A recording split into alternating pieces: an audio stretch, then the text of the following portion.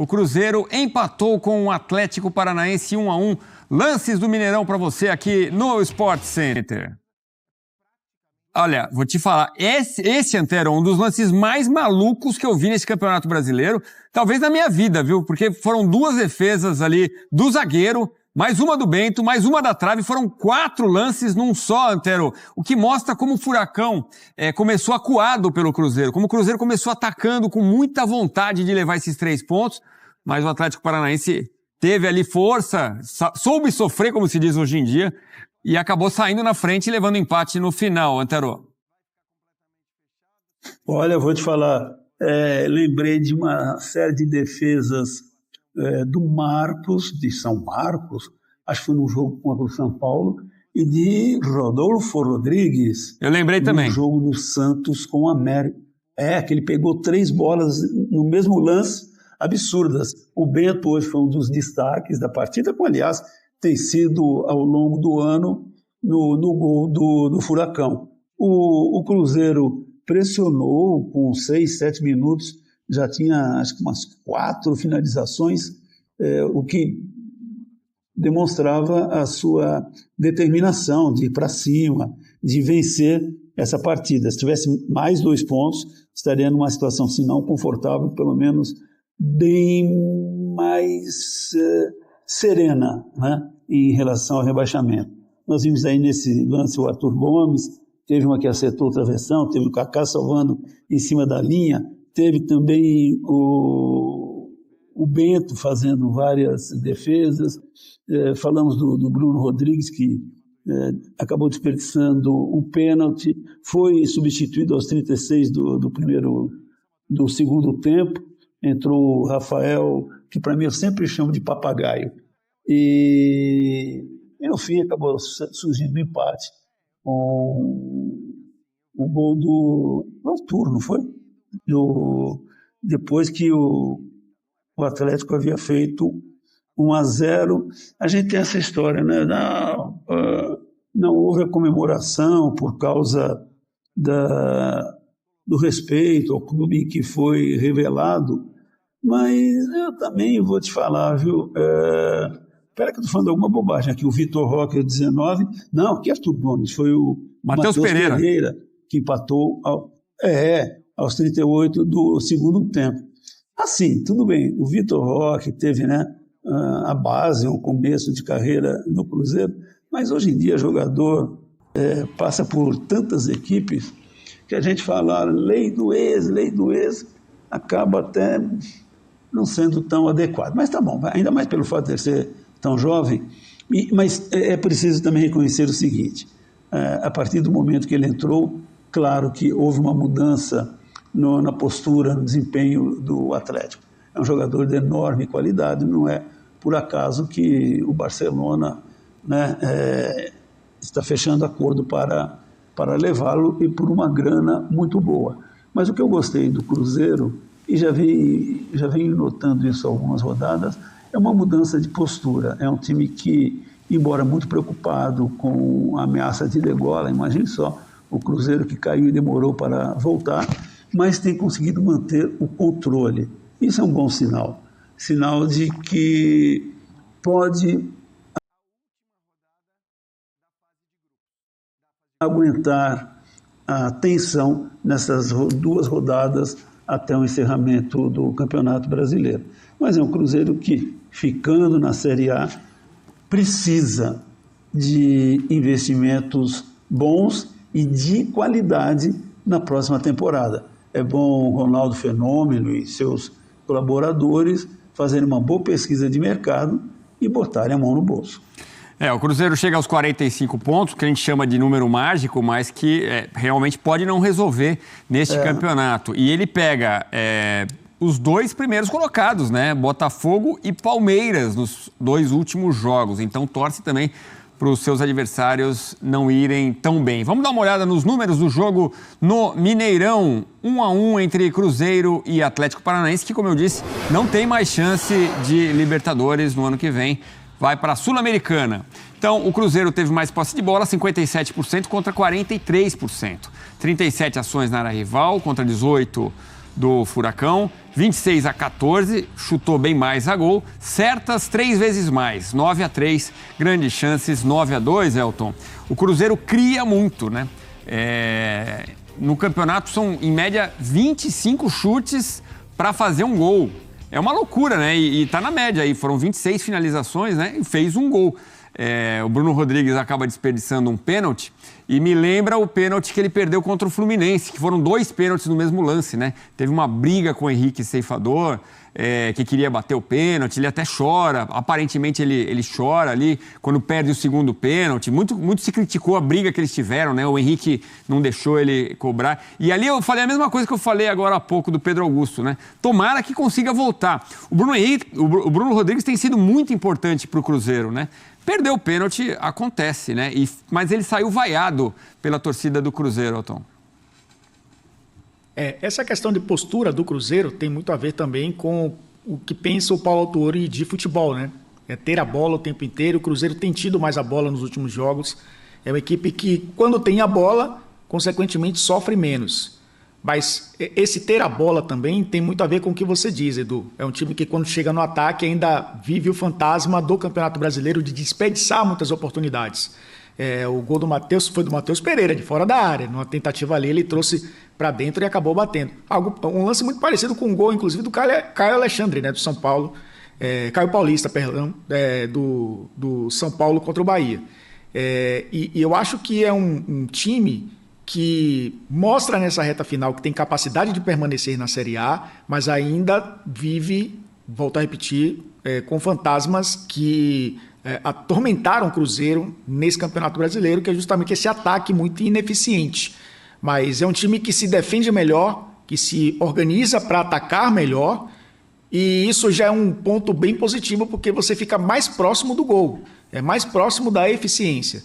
Enfrentou um time difícil. Aliás, o Atlético Paranaense, né, tá numa vibe nessa reta final de campeonato. Parece que jogou o campeonato para cima. É um time que está ali no meio da tabela, não consegue mais vencer jogos, não consegue mais se impor. E é um time de muita qualidade, mas o Cruzeiro sentiu dificuldades contra esse Atlético, principalmente no primeiro tempo. O segundo tempo foi aquela da pressão, né? Foi um time que conseguiu criar mais oportunidades que no primeiro tempo, apesar desse lance aí louco que você falou, né? Um lance de bate-rebate dentro da área, e um time com um pouco mais de, digamos, tranquilidade, porque sair perdendo o jogo, numa situação que o Cruzeiro está, e ter tranquilidade para reverter o placar, perder um pênalti, né? E na sequência conseguir fazer o gol de empate, é um time que está pelo menos nos trilhos para permanecer na Série A. Depende só dele. E o depender só dele tem isso também, né? Enfrentar o vice-líder e depois o líder do campeonato, quem sabe, né, num jogo do título. E a gente está falando aí, a gente está vendo as imagens, né, Edu? Torcida no estádio. O Cruzeiro conseguiu aí ter o torcedor no estádio depois de ser punido com perda de mando de campo. Ainda não é algo concreto para o último jogo, mas a gente sabe que as coisas podem mudar até lá e vai ser importante o fator mando de campo para o Cruzeiro permanecer na Série A. Sim. Pode até acontecer na próxima rodada, mas se não acontecer, o fator mando de campo pode fazer muita diferença também. Como eu disse, o Cruzeiro tem uma sequência complicada, né? 2 times que sonham ainda com o título.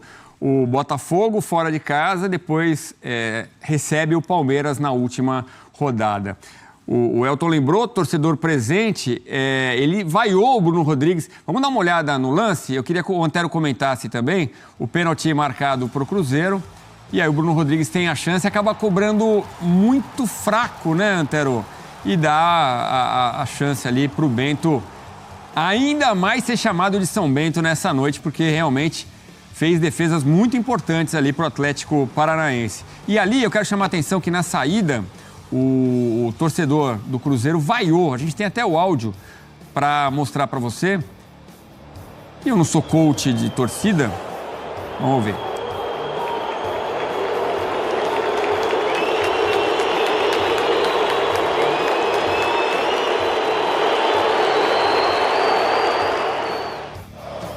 Bom, eu não sou coach de torcida, Antero. Eu não sou coach de torcida, mas a gente tem aplauso também. E eu acho que nessa hora, você brigando contra o rebaixamento, o torcedor tem que apoiar, não tem que vaiar ninguém. Especialmente no último jogo contra o Goiás, a assistência do gol foi dele. Ele vem sendo importante nessa reta final e não queria perder o pênalti, acabou cobrando fraco, acontece, né? E ele discute com torcedores. O Cruzeiro não precisa disso, precisa todo mundo junto, remando pro mesmo lado, né, Antero? Sim, claro, e até porque o Cruzeiro foi punido em parte por causa daquela confusão em Curitiba. E eu vou te falar uma coisa, Edu, ele não bateu fraco, ele bateu até rasteiro, colocado no canto direito. Eu dou um mérito ao goleiro, que, bom, você sabe disso, que eu sempre torço para o goleiro na hora do pênalti, né? E então, até para ser coerente, eu acho que o Bento foi muito bem no canto. Ele deu uma corrida, não deu paradinha. O que me incomoda é quando o jogador que vai cobrar o pênalti corre, dá paradinha, olha, faz uma frescurinha aqui e acaba desperdiçando a oportunidade de gol. Ele não fez isso. Ele saiu correndo, sem nenhuma onda, sem nenhuma frescura, bateu rasteiro no canto direito e eu dou um mérito para o Bento, que não é por acaso um jogador, né, de seleção e que se destaca há algum tempo no Furacão. Tá? Justificou a aposta que se faz em torno dele e de que terá uma carreira brilhante e longa. Cadê o pênalti? A gente vai mostrar de novo, né?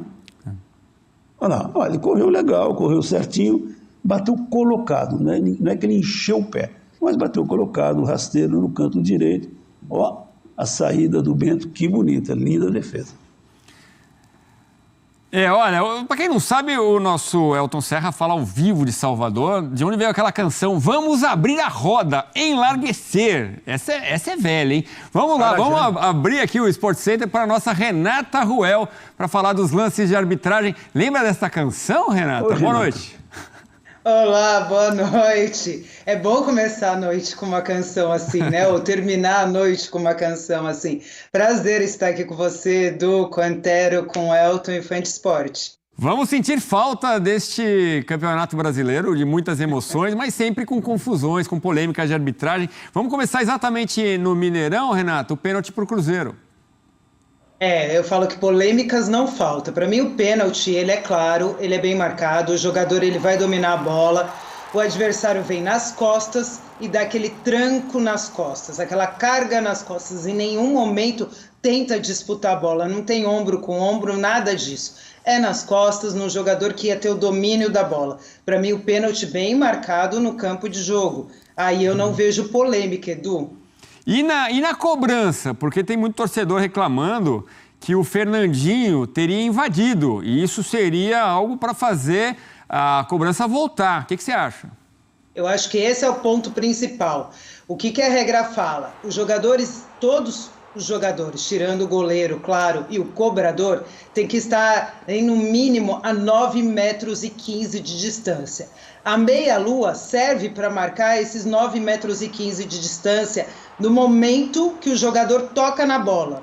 Então, ele toca na bola, só depois disso os jogadores podem invadir. O que é outro ponto interessante no pênalti? O que considera invasão? É a parte do corpo do jogador que está tocando o chão, ou seja, normalmente é o pé, né? Não é a projeção do corpo. Se o pé estiver tocando a linha, é invasão. Se é o corpo projetado para dentro antes desses a menos de 9,15 metros, não é invasão. O Fernandinho, antes do jogador tocar na bola, pode ver o atacante cobrar, Fernandinho já está quase dentro da área, ele já passou muito essa meia-lua. E o que acontece depois? Ele dá um carrinho para tocar nessa bola, ele tenta disputar a bola.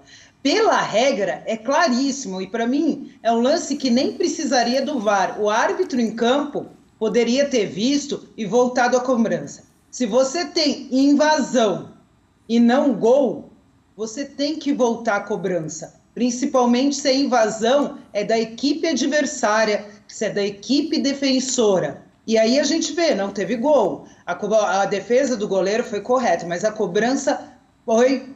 a cobrança correta, o goleiro, a defesa correta, mas a invasão foi clara. E para mim, com essa invasão clara no campo de jogo, o árbitro já poderia voltar. E o VAR, você tem uma diferença aí, que eu acho um absurdo na regra, o campo ser uma coisa e o VAR ser outra. Mas no campo, Se o jogador invade, você tem essa cobrança, o árbitro manda voltar. No VAR, é só se o jogador que invadiu ou os jogadores que invadiram têm impacto na jogada. Para mim, o impacto é claro, porque ele vai disputar essa bola, ele invade e vai disputar essa bola, ele dá um carrinho na bola. Para mim, o grande erro da arbitragem no campo e no VAR foi nesse lance, em não pedir para voltar a cobrança. Tá, então o torcedor do Cruzeiro tem razão de reclamar e na meia-lua ali é uma coisa que não costuma acontecer. Teve um empurra geral ali, os jogadores ficaram, que é a melhor posição ali para correr em busca do gol, né? Isso não é muito normal de acontecer, cotovelada para lá, para cá, e o Fernandinho se aproveitou ali de uma posição um pouco à frente. Num jogo agitado e cheio de emoções, Cruzeiro e Atlético PR protagonizaram um empate por 1-1 emocionante no Mineirão, durante a 36ª rodada do Campeonato Brasileiro. A partida teve um primeiro tempo dominado pelo time da casa, que, apesar disso, foi punido pela conhecida lei do ex e ainda desperdiçou um pênalti.